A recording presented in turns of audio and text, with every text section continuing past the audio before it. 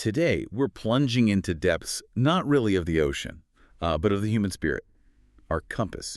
It's Ernest Hemingway's The Old Man and the Sea, a novella that, well, on its surface, seems pretty simple. Deceptively simple, yeah. Yeah. But it promises these incredible insights into resilience, dignity, and, the enduring human condition. We'll be focusing on Santiago, an old Cuban fisherman who has faced just an almost unimaginable run of bad luck, 84 days without catching a single fish. Wow. In his community. That makes him Salau, which is like the very worst form of unlucky. It's a label that carries this immense social weight. Right. And our mission today is really to unpack precisely how Santiago confronts not just those immense physical challenges of the sea, but also the profound psychological toll of isolation. We'll explore those whispers of defeat he must face and, the brutal realities of the natural world. But maybe more importantly, we'll delve into the surprising nuances of his character, his unique and almost spiritual relationship with the ocean and its creatures, and how his unwavering will allows him to transcend mere survival into something truly profound.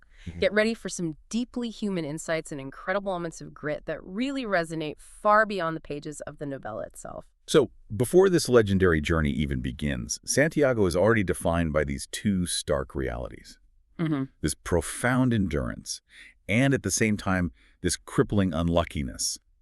How does Hemingway immediately set up that dichotomy for us, and what does it tell us about the man even before the big catch?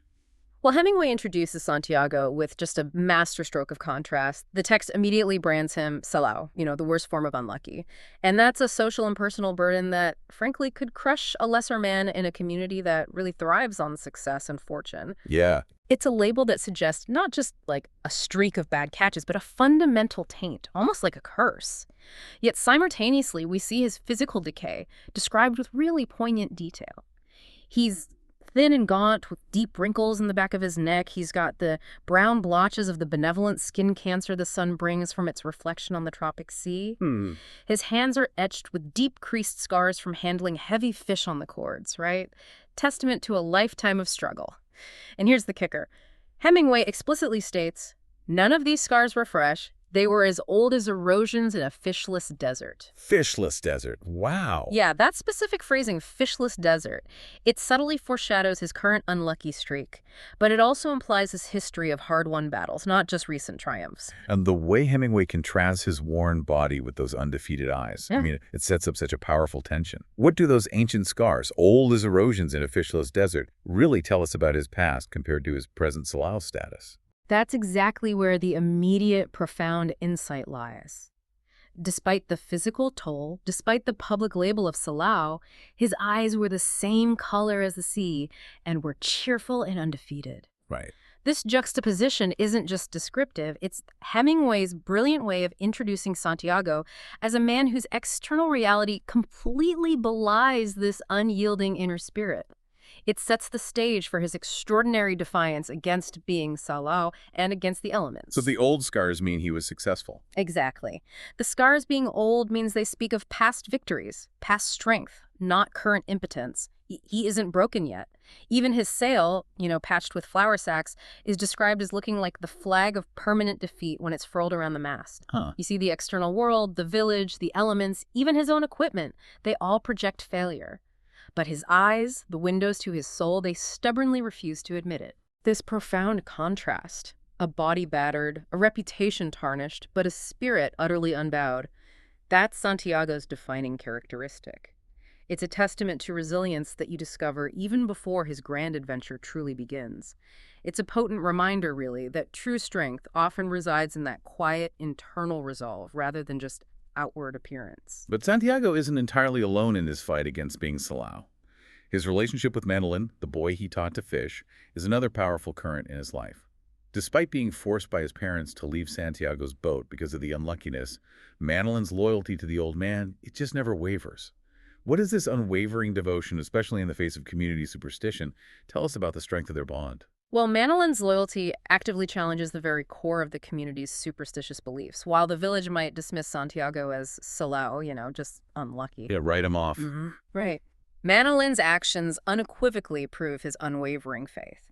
It's a bond that really transcends mere professional association. It's almost familial, a deep spiritual connection. Mhm. And that gives Santiago invaluable psychological support and a sense of continuity. Mm. He's not just some old man failing, he's still a mentor, he's still cared for. Mhm. We see this in Manolin's consistent routine. He goes down daily to help Santiago carry his gear, the coiled lines, the gaff and harpoon, the sail furled around the mast.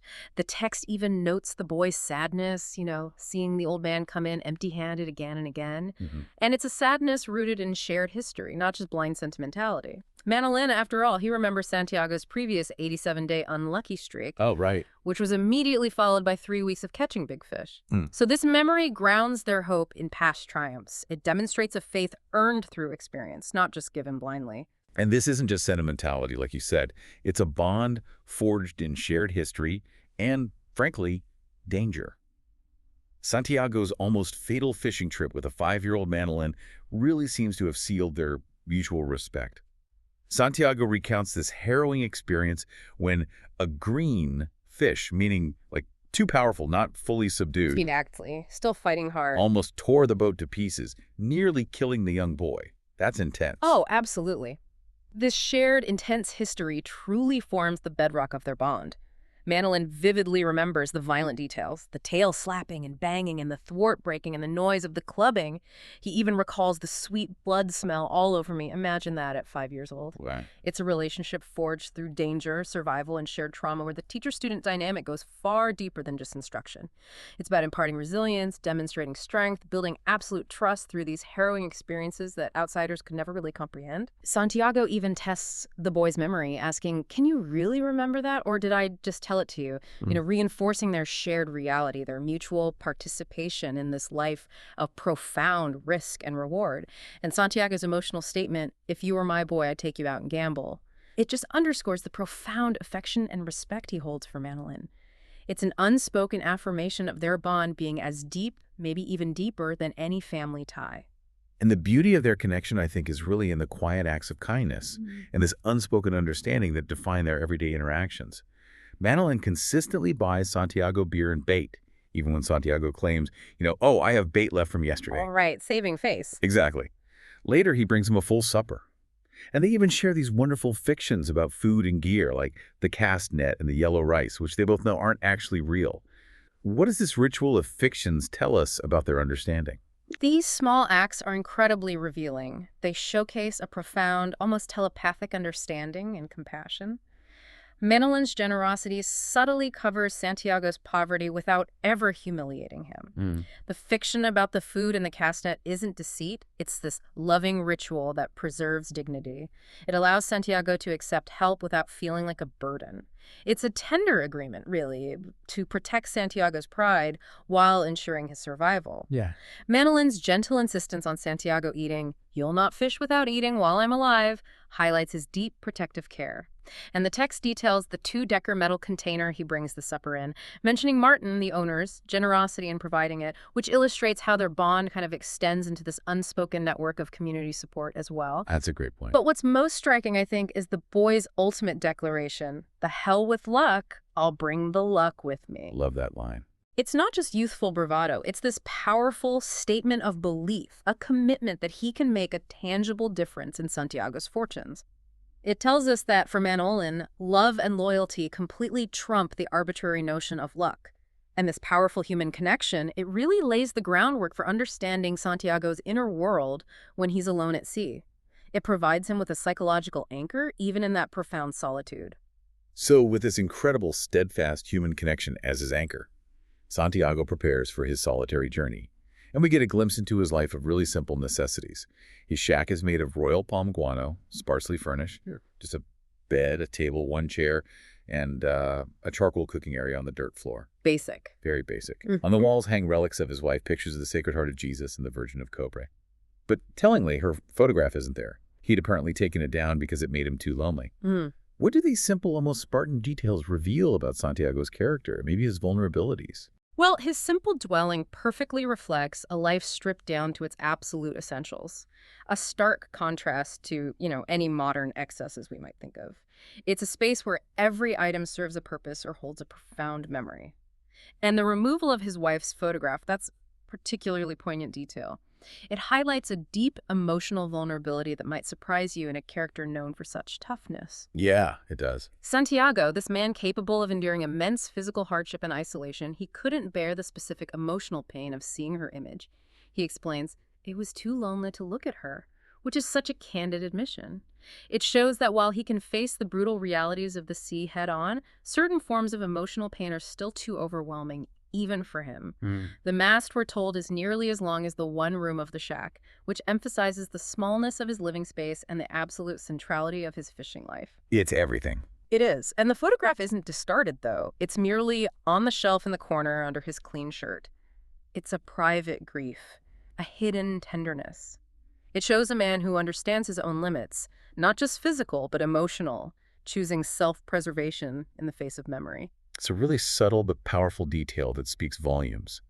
And amidst these simple necessities, we find the surprising ritual of hope: baseball. Santiago has an unwavering faith in the New York Yankees, particularly the great DiMaggio, a topic he often discusses with Manolin. What role does this hero worship play for Santiago, especially as he embarks on such a solitary, high-stakes journey? Baseball, for Santiago, it's far more than just a game. It's a profound source of inspiration and a potent metaphor for ideal strength, discipline, and perseverance. DiMaggio embodies this kind of stoic perfection, an almost mythic figure who battles adversity, even a bone spur, which Santiago seems fascinated by, yet continues to perform flawlessly. Right. This reveals a surprising, almost intellectual dimension of Santiago's internal world. It's a mental escape and a deep source of motivation. He and Manolin have these exchanges about the Yankees not losing, even after a loss, and Santiago's deep respect for DiMaggio, linking his father as a fisherman. He muses, "What is a bone spur?" showing this fascination with the source of DiMaggio's pain, maybe seeing a parallel to his own aging body. Interesting. DiMaggio isn't just a player, he's a symbol of unwavering excellence and quiet endurance, a connection to a world of champions that fuels Santiago's own aspirations for his forthcoming fight. It's a way for him to mentally align himself with greatness, to draw strength from a hero's stoicism. And his preparations aren't just about hope, they're about absolute mastery. As a master fisherman, Santiago's routine is just a marvel of precision. He meticulously prepares his lines and bait, setting them at precise depths: 40, 75, 100, 125 fathoms. He uses fresh sardines to perfectly cover the hook and relies on these green sap sticks as bite indicators. What's the philosophy behind this meticulous approach? Is it just routine or something deeper? Oh, it's definitely something deeper. This isn't just routine. It's an act of profound skill and experience honed over decades at sea, and it absolutely reflects a deeper philosophy. It highlights his belief in exactness over mere luck. Santiago understands that while luck is unpredictable, preparedness is within his control. Right. He controls what he can, ensuring that when luck comes, as he thinks, you are ready. He leaves nothing to chance that can be accounted for by skill. The detail that each sardine was hooked through both eyes so that they made a half garland on the projecting steel shows an incredible level of care and intimate knowledge of his craft. Yeah, amazing detail. He knows exactly how to present the bait to a fish, making it irresistible and undetectable. His lines are designed to extend over 300 fathoms, demonstrating the vast scope of his ambition and his careful preparations for a truly large fish. This meticulousness is his quiet defiance, his way of asserting control in an uncontrollable world. With preparations complete, Santiago sets out, carrying not just his gear, but his hopes, his past, and his profound connection to the sea, all intertwined in his quiet determination and expertise. Once he's out at sea, Santiago's unique relationship with the ocean itself becomes incredibly clear. He doesn't just see it as, a body of water or a workplace. He consistently thinks of the sea as la mar, a feminine entity, Right. beloved, capable of great favors or wild acts. And this contrasts sharply with younger fishermen who apparently refer to it as el mar, the masculine form, seeing it as more of a competitor or an enemy. What's the implication of this subtle yet profound linguistic choice? The linguistic choice of la mar is incredibly significant. It's really a key insight into Santiago's entire philosophy. It reveals a profound difference in perspective. Santiago's view allows for a relationship of acceptance and understanding even when the sea is cruel. He attributes its wild or wicked things to forces beyond its control because she could not help them, rather than to, malevolent intent. Okay, so it's not personal. Exactly. It's not a personal affront. It's just the nature of things. He thinks the moon affects her as it does a woman, acknowledging a natural, cyclical influence rather than a deliberate antagonism. This perspective is foundational to how he interacts with the entire marine ecosystem.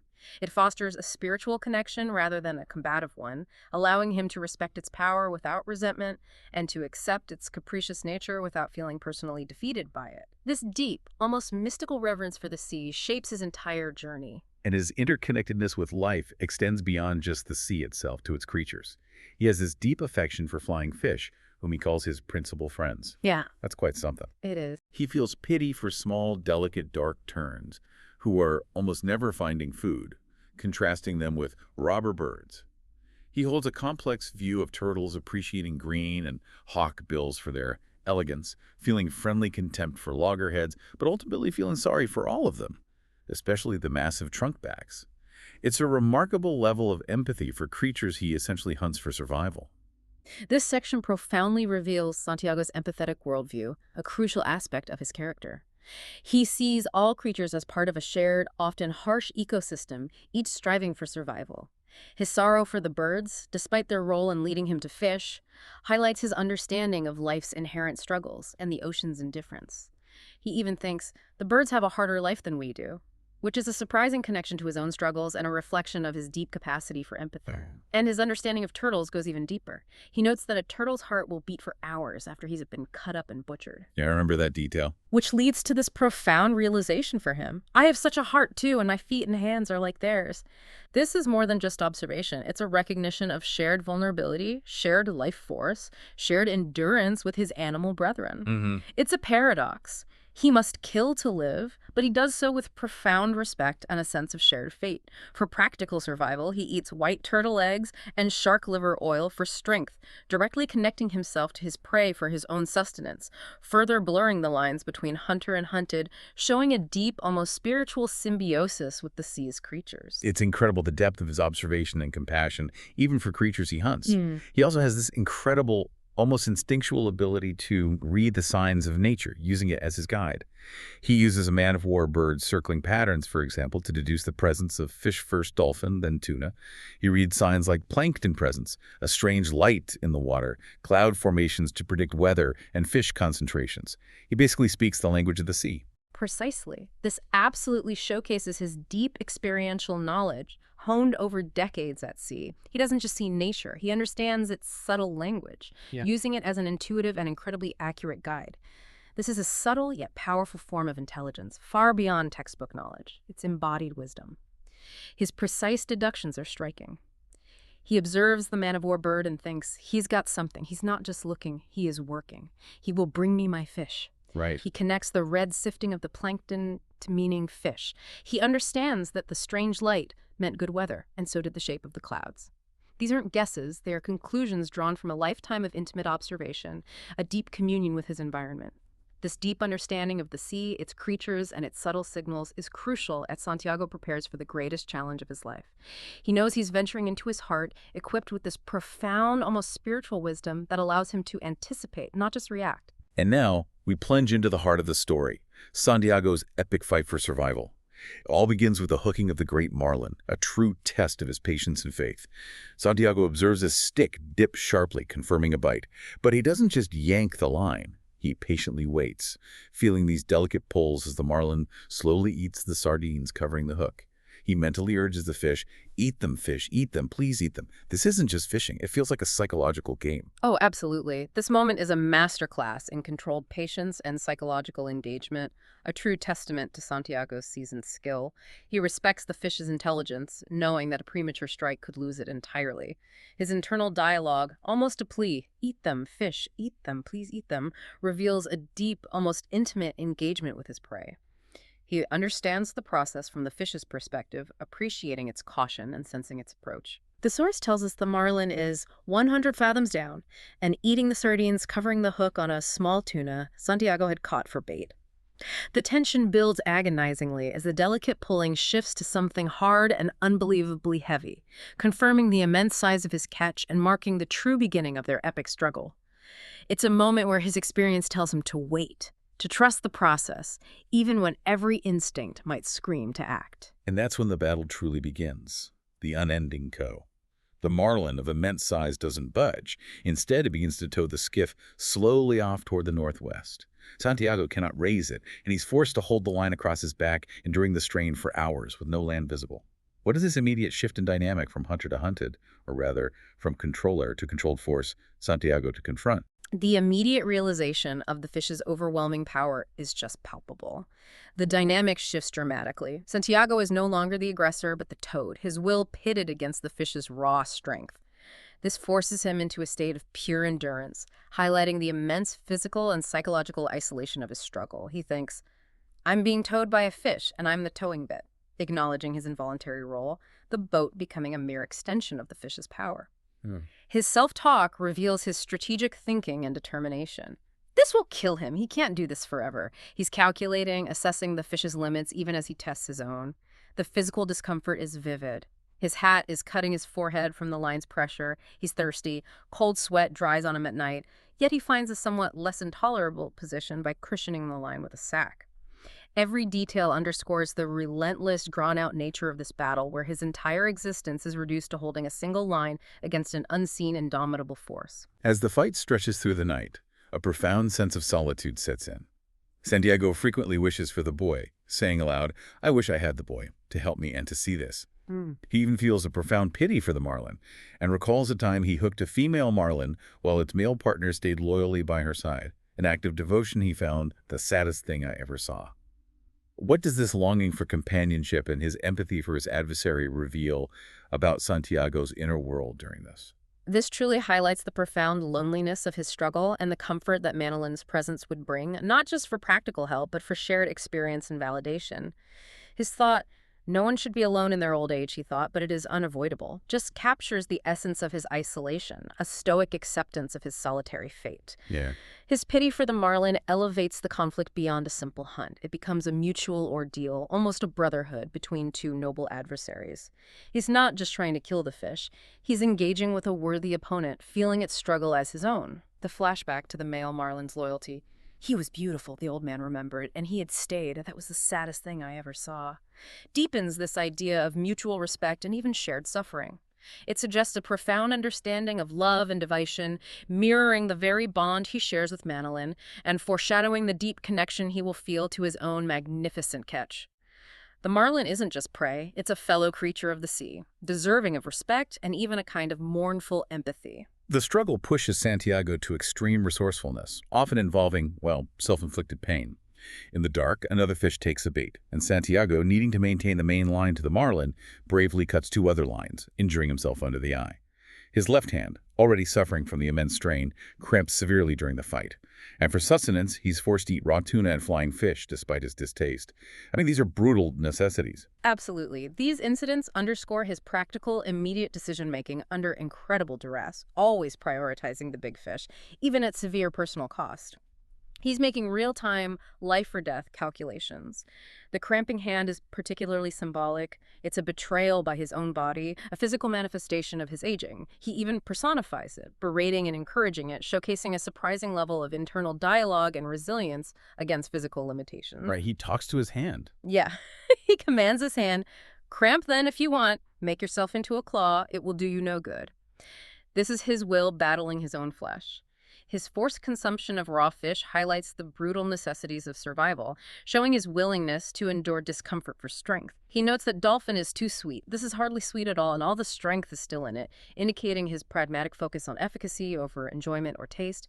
He's simply doing what must be done to survive and win. After what feels like an eternity, the marlin finally jumps for the first time, giving Santiago his first real sighting. Its immense size is breathtaking, 2 feet longer than the skiff. Its dorsal fin is down, but its huge pectorals were spread wide, and its sword was as long as a baseball bat. What's the impact of this long-awaited revelation? Oh, this moment is the culmination of immense anticipation and a dramatic confirmation of the fish's legendary status, a creature of myth made real. Santiago is filled with awe, but also a renewed strategic determination. He recognizes the immense danger of the fish learning its full power. He sees it come out unendingly and water poured from his sides. His internal thought, I must convince him. I must never let him learn his strength, nor what he could do if he made his run, reveals his tactical mind at work. He even considers, if I were him, I would put in everything now and go until something broke. This first sighting solidifies the scale of his challenge, transforming an unseen struggle into a visible, noble contest against a truly magnificent adversary. It's a moment of profound recognition and recommitment to the battle ahead. And as the sun continues its course, Santiago's mind will drift to past triumphs, anchoring his present struggle in a history of profound strength that will be vital in the coming hours. Hashtag the champion's past and unwavering spirit. As the battle intensifies, Santiago's thoughts drift, reminding us of his incredible past. He recalls a legendary arm wrestling match in Casablanca against a great Negro from Cienfuegos, who was known as the strongest man on the docks. This wasn't a quick match either. It lasted 1 day and 1 night, a grueling test of wills. Santiago won, earning him the title Santiago Campeón, or the champion. Why does Hemingway choose this moment to reveal such a significant flashback? What does it add to our understanding of Santiago's current struggle? Well, this flashback is incredibly significant because it serves as a powerful testament to Santiago's past physical prowess and, maybe even more importantly, his legendary mental fortitude and endurance. It contextualizes his current struggle, showing it's not a singular event, but a continuation of a lifelong test of will and an unyielding spirit. It proves he's earned his title, the champion, through sheer, prolonged effort. We hear vivid details like blood came out from under the fingernails of both his and the Negro's hands, and how the odds would change back and forth all night with spectators gambling on them. His ultimate victory, forcing the hand of the Negro down and down until it rested on the wood, cemented his reputation. This isn't just about physical strength, it's about the mental grind, the ability to out-endure his opponent for 24 hours straight. Incredible. It also highlights his practical wisdom, knowing when a past glory could actually harm his true calling as a fisherman. He decided these contests were bad for his right hand for fishing, demonstrating a keen self-awareness and a refusal to sacrifice his craft for fleeting accolades. It's a reminder to himself and to us that he has this deep well of resilience to draw upon. Despite his pragmatic nature, Santiago also turns to a form of perseverance through prayer. Though not openly religious, he mechanically says 10 Our Fathers and 10 Hail Marys, promising a pilgrimage to the Virgin of Cobra if he catches the fish. He even adds a poignant prayer for the death of this fish, wonderful though he is. What does this reveal about the nature of his spirituality, particularly in this moment of intense struggle? This reveals a kind of pragmatic spirituality within Santiago, a deep-seated acknowledgement of forces beyond his control, even as he relies utterly on his own skill and will. The mechanical nature of his prayers, almost a ritual, underscores his enduring hope, a way to access something beyond his physical capabilities. It's not fervent devotion, perhaps, but a recognition of a greater force, a hedging of bets. The prayer for the fish's death, immediately followed by acknowledging its wonder, beautifully captures the complex reverence he holds for his adversary. It's not a simple desire for victory, but a recognition of a shared, powerful existence, a profound respect for the life he must take. He thinks Hail Marys are easier to say than Our Fathers, which is such a human and relatable detail, showing his exhaustion and practicality. He feels much better, but suffering exactly as much, indicating that while prayer provides psychological solace and renews his resolve, it doesn't diminish the immense physical ordeal he's enduring. It's a mental fortification, not a physical cure. After this incredible, grueling ordeal, the marlin finally begins to change its behavior, signaling the beginning of the end. The fish starts to circle, initially in large arcs, then progressively shorter ones. Santiago, however, experiences dizziness and black spots from the immense strain. Yet even in his weakened state, he learns to use the fish's turning to gain line. This feels like the turning point, but Santiago is clearly on his last reserves. This is indeed the crucial turning point in the battle. The circling signifies the marlin's exhaustion, but also its continued stubborn resistance, its final act of defiance. Santiago's physical decline is evident, with the blight spots and dizziness, a clear sign his body is failing. Yet his mental clarity and determination remain fiercely intact. He thinks, I could not fail myself and die on a fish like this. He encourages himself, God help me endure. I'll say 100 Our Fathers and 100 Hail Marys. But I cannot say them now, consider them said. This perfectly illustrates his focus. deferring even his spiritual rituals until the critical moments have passed, prioritizing the task at hand. He is strategically engaging with the fish's weakening movements, a true master adapting to the unfolding drama, meticulously gaining line with each circle. It's a battle of attrition where raw will is just as important as physical strength. And then the final decisive strike. The marlin makes a desperate move, hitting the wire leader with its spear, trying to dislodge the hook. On the third close circle, Santiago sees the fish fully, noting its pale lavender tail, its huge bulk, and striking purple stripes. He aims not for the head, but for the heart, and drives the harpoon with all his strength and more strength he had just summoned. The fish leaps in a final, majestic display of death. This moment is filled with both precision and tragic resolution. Santiago's strategic decision not to aim for the head, but for the heart, demonstrates both his profound understanding of the fish's anatomy and his desire for a decisive, clean kill, minimizing prolonged suffering. It's a respectful killing, a final act of the hunt. The fish's final leap is a moment of raw, tragic grandeur, a powerful statement of its nobility even in death. Hemingway writes, "He seemed to hang in the air above the old man in the skiff for a moment, a magnificent, vibrant, living image, emphasizing the sheer scale of the creature and the epic nature of the struggle. It's almost as if the fish is giving one last glorious bow." Wow. He had earlier thought, "Don't jump, fish, but I will kill you dead before this day ends," a resolve now realized. The two gray-sucking fish that swam around him are also noted, a detail adding to the vividness of the scene and maybe foreshadowing the scavengers to come. The catch is made, yes, but this incredible journey is far from over. The real test of endurance, the journey home, is yet to come. So Santiago has triumphed, securing the catch of a lifetime. But the battle immediately shifts. After killing the marlin, he's faint and sick, but immediately begins the slave work of lashing the immense fish alongside the skiff. He struggles to believe its size, but manages to secure it. He considers the fish his brother, but knows he must kill him. What's the emotional shift here from the noble fight to this slave work? Well, this is a crucial transition from the epic noble fight to the grueling, often unglamorous reality of handling such a massive catch. The emotional complexity here is profound. It's a moment of triumphant kill, yet immediately tempered by an acknowledgement of the fish's shared dignity and the regrettable necessity of its death. He thinks, "I have killed this fish, which is my brother, and now I must do the slave work." This highlights his internal conflict, the paradoxical relationship of hunter and hunted, the respect for the life he's taken.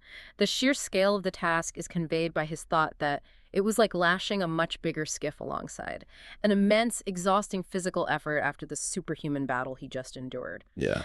Even the marlin's eye is described with this detached, almost spiritual quality, as detached as the mirrors in a periscope or as a saint in a procession. The victory is achieved, but the price is already being paid, both physically and emotionally, as he grapples with the immense physical labor and the profound loss of his brother. And that price intensifies dramatically with the onslaught of the sharks. The first shark, a mako, is attracted by the blood trail. Santiago, in a moment of pure fury and precision, kills it with the harpoon, striking its brain. But he loses the harpoon and 40 pounds of valuable meat. A huge loss. Huge. Then galanos, those hateful shovel-nosed sharks, attack in waves. Santiago fights them with a knife lashed to an oar, then a club, just an oar handle, and finally the tiller, losing each weapon in succession. This isn't a noble fight anymore. It's a brutal, desperate defense. Yeah, it marks a tragic turning point. The noble fight against a worthy adversary transforms into this brutal, almost hopeless battle against indifferent scavengers. The sharks symbolize the destructive, arbitrary forces of nature, reducing the magnificent marlin to mere garbage. It's a profoundly unfair fight. It feels unfair. It does. Santiago's determination is tested to its absolute limit as he fights with diminishing hope and rapidly dwindling tools. The mako is described as built to swim as fast as the fastest fish in the sea. Everything about him was beautiful except his jaws, emphasizing the caliber of this initial threat and Santiago's complete malignancy towards it for defiling his prize. The galanos are depicted as hateful sharks, bad-smelling scavengers, highlighting the ignoble nature of this second wave of attack. He kills several, even feeling something break in the head of one, but more keep coming. Relentless. This excessive loss of the harpoon, then the knife lashed to an oar, then the oar handle as a club, and finally the tiller just underscores the escalating futility and his relentless, almost desperate resistance against forces that cannot be reasoned with or truly defeated.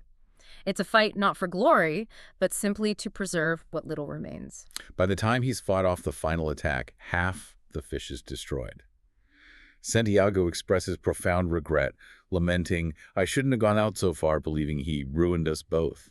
Oh, He grapples with the concept of sin, asking, "Perhaps it was a sin to kill the fish. You killed him for pride and because you are a fisherman." Yet, amidst this devastation, he finds comfort in that powerful idea that a man can be destroyed but not defeated. This, for me, feels like the absolute core takeaway. absolutely. Here's the core takeaway, I think. Hemingway argues that a man can be destroyed, physically battered, stripped of his prize, his body worn, and his spirit tested, yet remain utterly undefeated in spirit. Santiago embodies this. He shows us dignity isn't tied to victory, but to unwavering will against impossible odds. The physical destruction of the fish profoundly mirrors his own internal devastation and the crushing weight of his loss. His grappling with sin and pride shows deep introspection, accepting the consequences of his ambition and the inherent brutality of life. He sees the fish, drained of blood and awash he looked, the color of the silver backing of a mirror, a magnificent creature reduced to this ghostly image. Yeah. His realization, fishing kills me exactly as it keeps me alive, is such a profound paradox, articulating the dual nature of his existence. The distinction between being destroyed, physically outwardly, and defeated, spiritually inwardly, is absolutely crucial to his enduring dignity and the lasting message of the novella. He ultimately decides it is much too late for that, and there are people who are paid to do it. Let them think about it, asserting his practical focus even in deep philosophical waters, understanding that some questions are beyond him now. His task is simply to endure. Finally, Santiago makes his arduous return. He sails into the harbor alone at night, utterly exhausted, having to stop 5 times just to reach his shack with the mast on his shoulder. He leaves the stripped marlin skeleton lashed to the skiff, a ghost of its former glory. He sleeps face down, hands up. It's such a quiet, unheralded return after an epic struggle.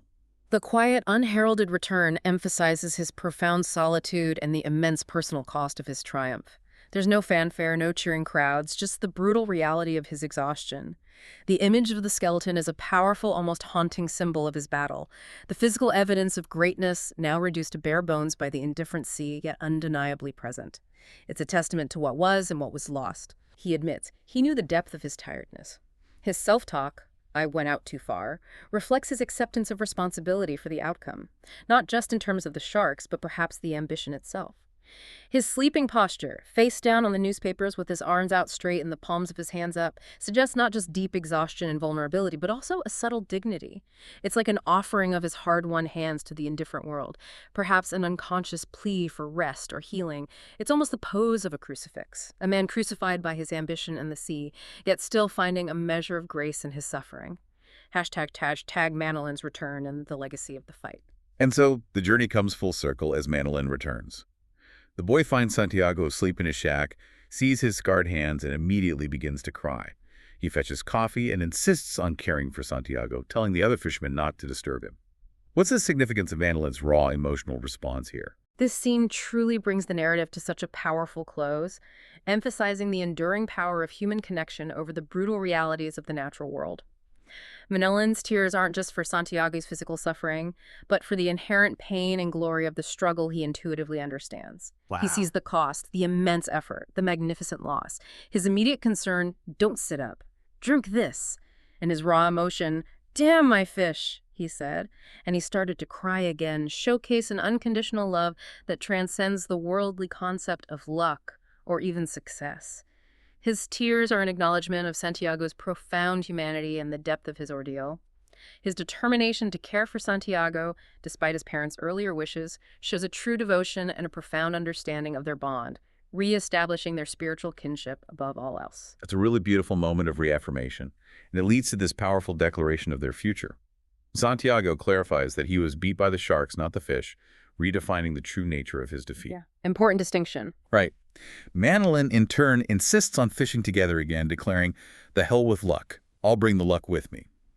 What does this shared resolve signify for Santiago's legacy? This interaction is absolutely pivotal. The defeat is redefined. It's not by the fish, a worthy adversary whom he respects, but by external, indifferent forces, the scavengers, the sharks. This allows Santiago to retain his dignity in the face of immense loss.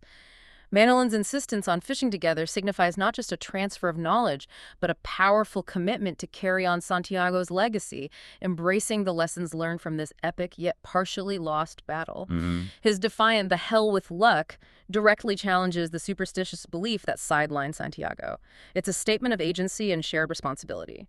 They immediately discuss plans for new, better gear, specifically a killing lance made from repurposed materials, showing their resourcefulness and determination to be better prepared next time. Yeah, planning ahead. Exactly. It's a clear focus on the future, on continued struggle, but now with shared purpose and improved preparedness.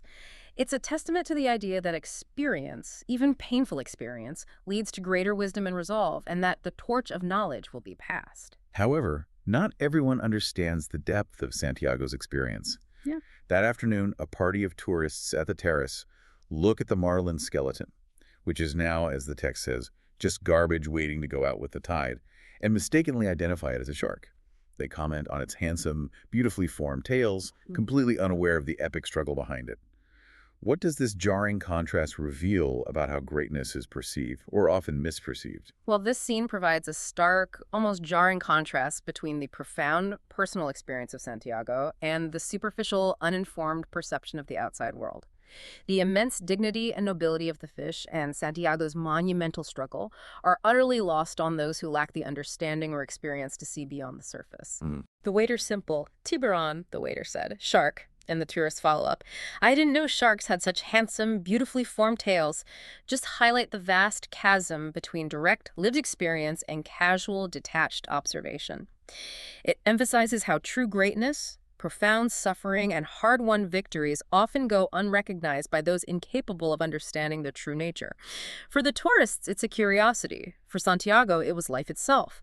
It underscores the idea that the deepest lessons and most profound experiences are often intensely personal, understood only by those who have lived them or those who, like Manilin, are deeply connected to them. And as this deep dive closes, Santiago is last seen sleeping in his shack, once again dreaming of the lions on the beach. What's the enduring significance of this recurring image?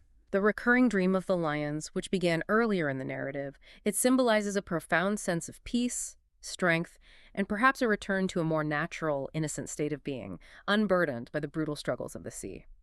These are not hunting lions, but playful golden lions on an African beach, representing youth, freedom, and an untroubled existence.